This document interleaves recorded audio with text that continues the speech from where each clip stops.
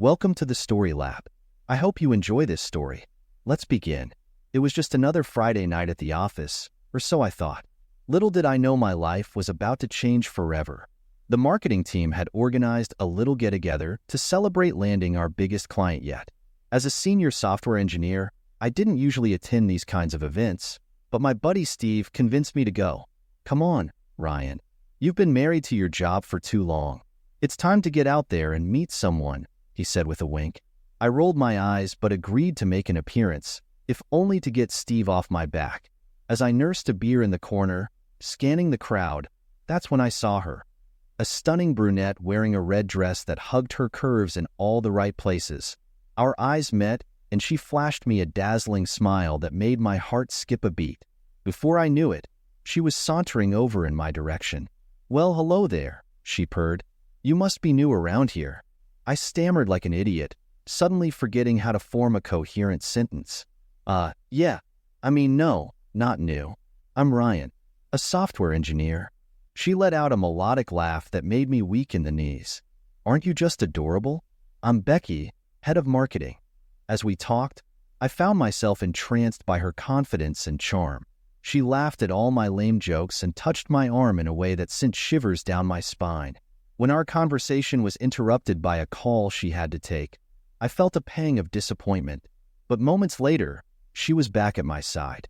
"Sorry about that. So, where were we?" We ended up talking for hours, losing track of time until the cleaning crew came to kick us out. I hadn't felt that kind of effortless connection in, well, ever. "We should do this again sometime," Becky said as we parted ways in the parking lot. "Yeah, definitely." I stammered like an awkward teenager. She smirked and reached out to straighten my tie. "I'll be seeing you around, Ryan Mitchell." As I watched her hips sway while she walked towards her car, I knew right then and there that I was done for. From that night on, Becky became a constant presence in my life. We went on date after date, fancy dinners, comedy shows, concerts in the park. With each outing, I felt myself falling harder and harder for this amazing woman.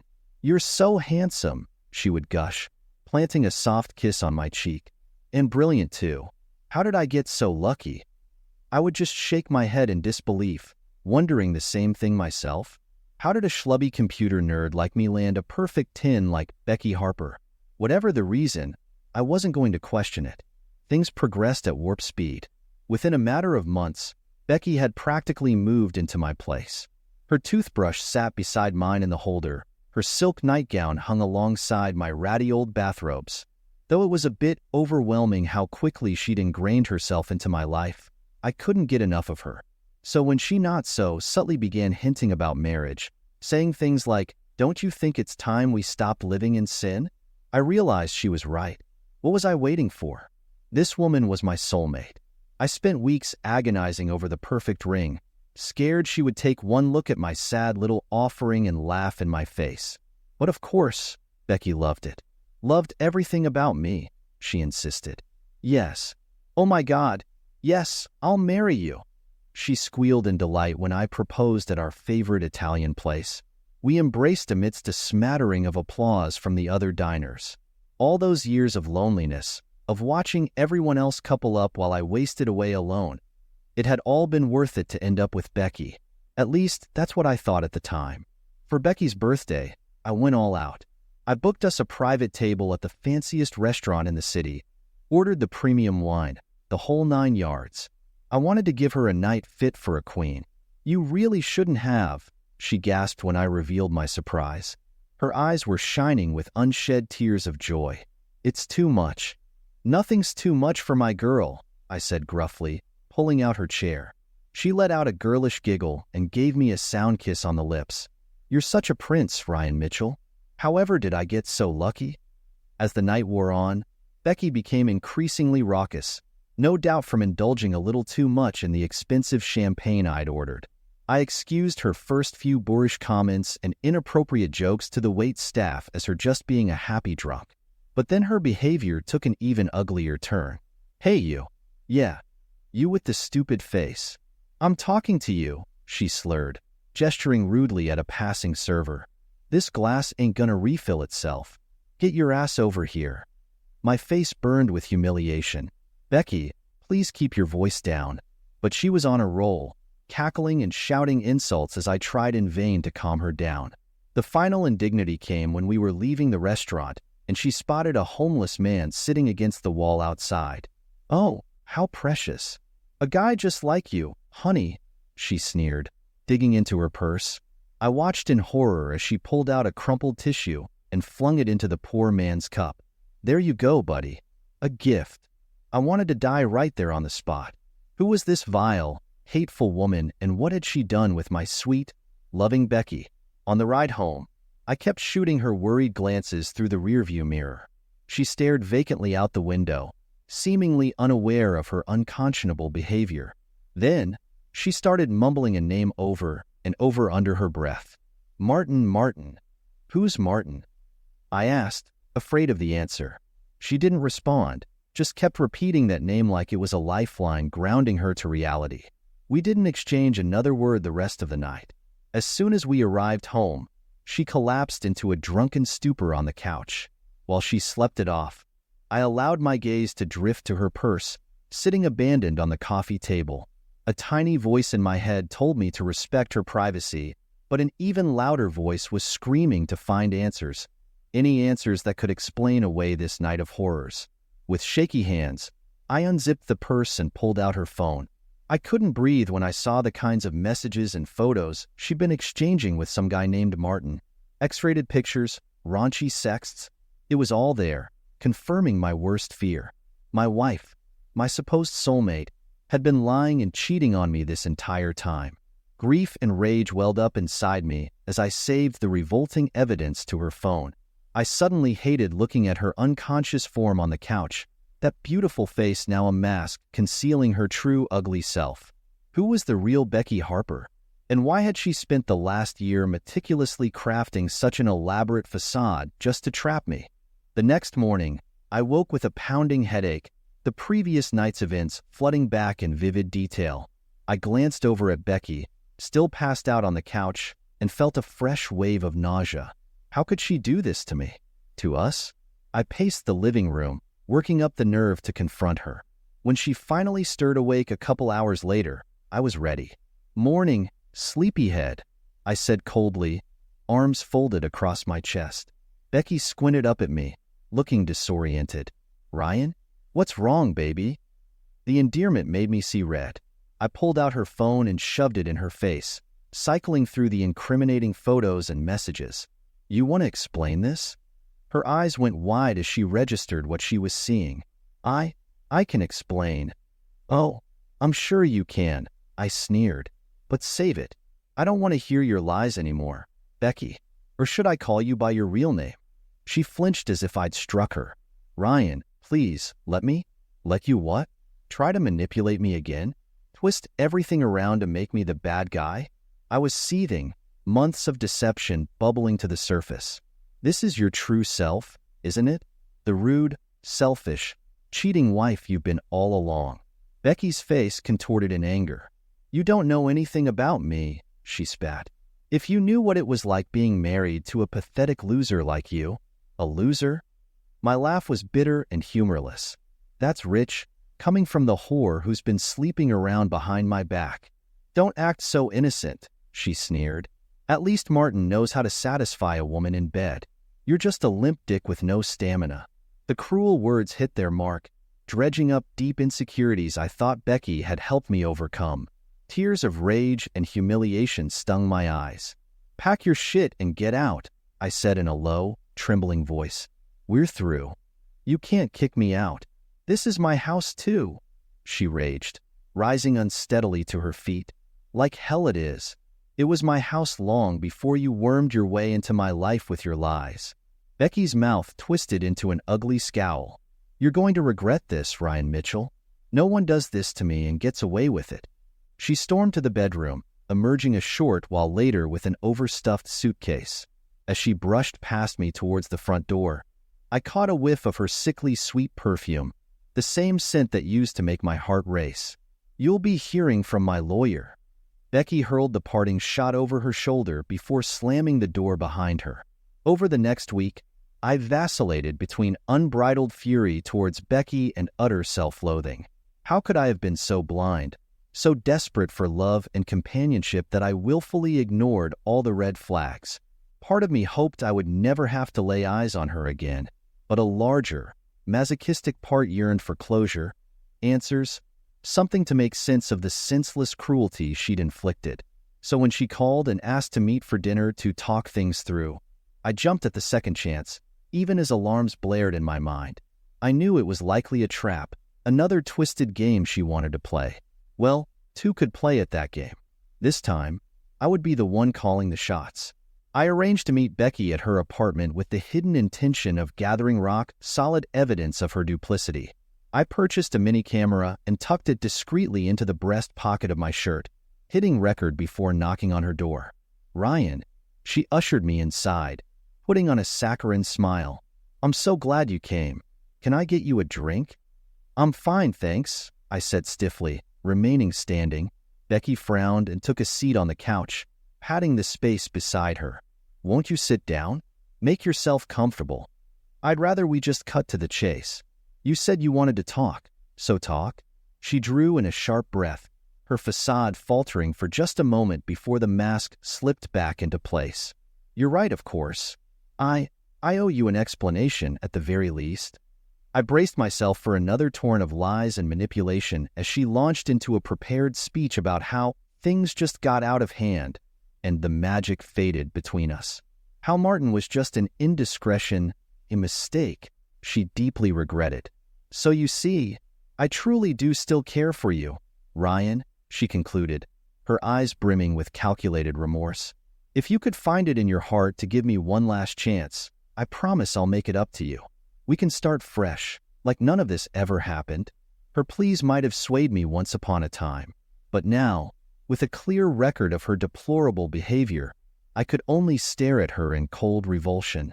"You're utterly delusional if you think I'd fall for that load of crap again," I said, rising from the couch. "We're through, Becky. For good this time."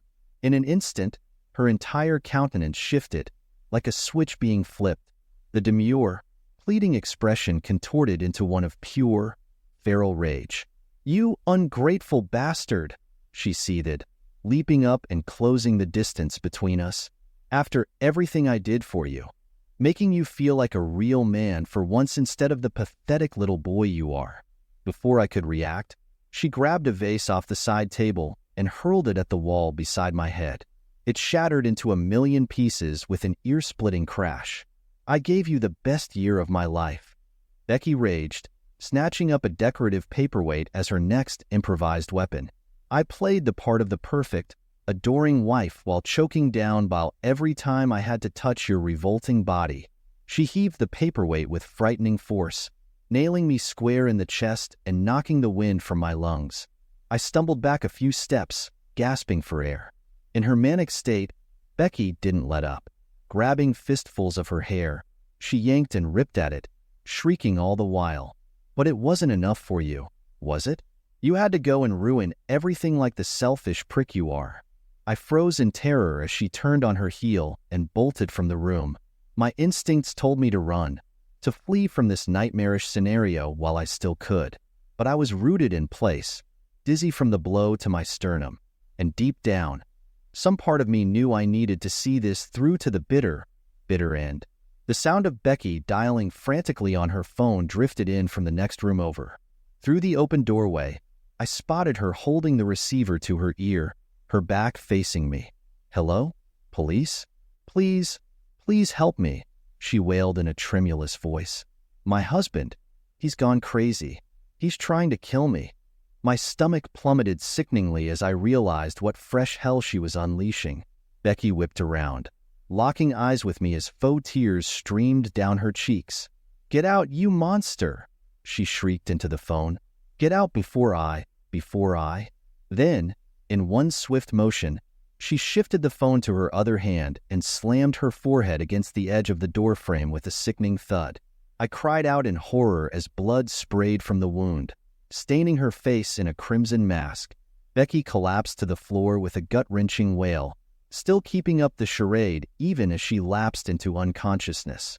At that moment, The door burst open and two uniformed officers barged inside, weapons drawn and trained directly on me. I threw my hands up in stunned surrender, at a total loss. "On your knees. Hands behind your head," the officer barked, his gun still leveled at me. I complied instantly, my mind racing to make sense of this waking nightmare. Out of the corner of my eye, I could see Becky's crumpled form on the floor, deathly still save for the slow spread of blood pooling around her head. What had I done? "Please," I choked out, panic gripping me. "There's been a terrible mistake. I didn't." "Save it for the cops, asshole," the second officer sneered, roughly cuffing my hands behind my back. I grunted in pain as he wrenched my arms, fighting the urge to struggle. The camera. I had to show them the camera. In my pocket, I pleaded. "Please, just check my pocket. I have proof I'm innocent." The first officer's brow furrowed, but he cautiously reached into my breast pocket, extracting the small recording device. Keeping his gun trained on me with one hand, he squinted at the camera's view screen.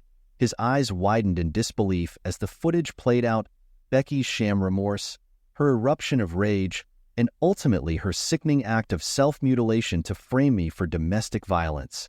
It was all there, indisputable evidence of her depravity. "Son of a bitch," the officer muttered, slowly lowering his weapon. "This crazy broad really did a number on you, didn't she?" His partner looked equally gobsmacked, releasing his vice-like grip on my arms. Within minutes, backup arrived along with an ambulance for Becky. I sat handcuffed on the floor, dazed, as detective after detective questioned me, scrutinizing the footage over and over again. Finally, after what felt like an eternity, the battle-hardened female sergeant leading the investigation turned to me with an expression I couldn't quite read.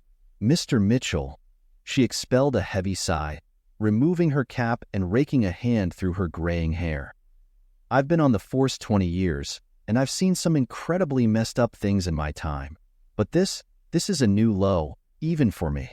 I opened my mouth to respond, but no words came out. I could only nod mutely, still processing the fact that my personal nightmare was finally over. "You've been through a terrible ordeal that no man should ever have to endure," the sergeant continued, her eyes softening just a bit. "And I promise you, we are going to bring the full weight of the law against that woman for what she's put you through." She paused, seeming to weigh her next words carefully. "But that's not all. I saw the way Officer Jenkins acted toward you when he arrived on the scene." She shook her head in disgust. "Completely unacceptable behavior. Rest assured, he will face consequences for his part in this ugliness." A wave of relief washed over me, shortly followed by overwhelming fatigue. As the on-site paramedics checked me over for injuries, I felt myself starting to emotionally checked out. I had made my statement, shown them the proof they needed to expose Becky's deceit once and for all. Now it was up to the justice system to make sure she could never hurt anyone like this again. There was only one piece of unfinished business remaining. I wanted to press charges against Becky for her litany of emotional and psychological abuses, and against that bastard cop for his unwarranted aggression and rush to assume the worst about me. As the ambulance whisked Becky away and I was loaded into the back of a squad car, I caught her muddied gaze through the tinted windows. Even bloodied and broken, she still looked at me with raw, smoldering hatred. I turned away, sickened. It was over. By whatever means necessary, I would make sure of it this time. The weeks following Becky's arrest were a blur. Between giving statement after statement and attending court hearings, I barely had time to process the magnitude of what I'd survived. But when the day finally came for Becky to stand trial, I was ready to face her once more. This time, bolstered by the strength of the damning video footage and the testimony of the police corroborating her lies and deception. I spent hours on the witness stand, recounting every twisted detail of our relationship under blistering cross-examination from Becky's oily lawyer. He used every underhanded tactic in the book to rattle me, malign my character, and cast Becky as the true victim. "Isn't it true, Mr. Mitchell, that you were the one exercising an unhealthy level of control and manipulation over my client?" he sneered at one point. "That her only crime was daring to step out of the cage you'd created for her?" My jaw tensed with barely contained rage. I opened my mouth to unleash a furious rebuttal, but the prosecution gently cut me off. I believe we've provided more than enough evidence to refute those baseless allegations, she said coolly. Unless you have anything else relevant to present? The shyster lawyer fell silent, glowering at me from behind his weaselly spectacles. When it came time for the jury to render their verdict, you could have heard a pin drop in that courtroom. I searched Becky's expression for any hint of remorse, any shred of humanity that might still reside within her twisted psyche. The words I'd been longing to hear, on the charges of fraud, defamation of character, and domestic violence against Ryan Mitchell. We find the defendant, Rebecca Harper, guilty on all counts. Tears of relief stung my eyes as the judge thanked and dismissed the jurors. The judge, a stern older woman with a poker face to match Becky's, turned her attention to my tormentor. Ms. Harper, this court has laid out the facts of your unconscionable conduct in meticulous detail. By your own actions, you have revealed yourself to be a truly depraved individual, devoid of any semblance of human empathy or compassion. For that, you have been found guilty of perpetrating innumerable injustices against an innocent man. Becky sat motionless, betraying no emotion whatsoever. I studied her profile, as if committing her facade of indifference to memory. You will be remanded to state prison for a period of no less than 3 years, with the possibility of parole after 18 months pending a psychological evaluation, the judge declared in clipped tones. Furthermore, you will be required to register as an offender upon your release, and are henceforth prohibited from any direct or indirect contact with Mr. Mitchell. Do you have anything to say before I end these proceedings? She uttered a single, scornful syllable, her voice dripping with venom. Bitch. As deputies moved in to place Becky in restraints, she finally turned to face me. I shuddered, quickly averting my gaze. This shell of a woman was a stranger to me now, and I was suddenly grateful for that. I did not forget about Martin. He won't get away with his sins. I found his social media. A few stalking sessions revealed that the Martin was preparing to host a gender reveal party for their second child later that month. An ugly little thought wormed its way into my mind. What better time to crash their joyous celebration than when they were surrounded by friends and family? This is a terrible idea, my more rational inner voice warned as I pulled up to the quaint little house on the day of the party, evidence of Becky's lurid affair tucked securely into an inside jacket pocket. I shook my head, expelling a sharp breath. I needed this, for closure if nothing else, to gain back a semblance of control after having it stripped from me so utterly by the twin vipers, Becky and Martin. I strode up the front walkway and rang the doorbell before I could talk myself out of it. The door swung open. Can I help you? Hi, I stammered, caught off guard by her genuine aura of warmth and openness. I'm, actually an old friend of your husband's, from out of town. He mentioned your party, and I was hoping I could. Why, of course. The woman's sunny smile stretched even wider as she ushered me inside. Any friend of Jason's is a friend of mine. Let me go grab him for you. Jason? I frowned, confused, as she waddled off down the hallway. So Martin was going by an alias now. How precious. I hovered awkwardly in the entryway, preparing myself to come face to face with the smug bastard. A moment later, there he was, the living, breathing embodiment of all the trauma and turmoil Becky had intentionally inflicted upon me. Well, I'll be damned. A wide grin split Martin's features as he ambled over and grabbed me in an overly familiar bro hug. Ryan Mitchell, what a crazy surprise this is. I went rigid in his embrace, too stunned by his audacity to react. Why he was pretending to know me. How have you been, man? Martin asked, rocking back on his heels. How's your life after, whole thing went down with Becky. Don't say her name to me. I cut him off in a low, trembling tone. The floodgates had opened, and all the pain and rage I'd been carrying came rushing forth in an unstoppable torrent. Don't you dare speak that vile woman's name in my presence again, you son of a bitch. Martin's brows knit together in confusion. Hey, take it easy, bud. I was just, no. Why are you playing a fake friend card with me? I exploded, closing the distance between us. Not after you helped that. That monster tried to destroy me in every way imaginable. The two of you earned my hatred 1,000 times over with your cruel mind games. Realization slowly dawned across Martin's face, his eyes widening in shock.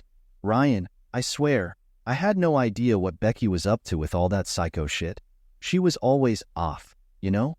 But I never thought she'd go to such sicko extremes to save it, I snarled, reaching into my jacket and extracting the incriminating evidence. Printouts of emails between him and Becky discussing how to systematically undermine and gaslight me, lurid photos of their trysts, and transcripts of their texts mocking my shortcomings as a man. I have proof of your whole twisted scheme to ruin me. With a savage, underhanded toss, I flung the damning papers into Martin's face. There's your wonderful Becky in all her glory. The papers fluttered to the ground as Martin stood paralyzed, mouth agape in horror. Peripherally, I was aware of his pregnant wife hovering at the edge of the hallway, one hand covering her mouth as she took in the unfolding scene. You destroyed my life.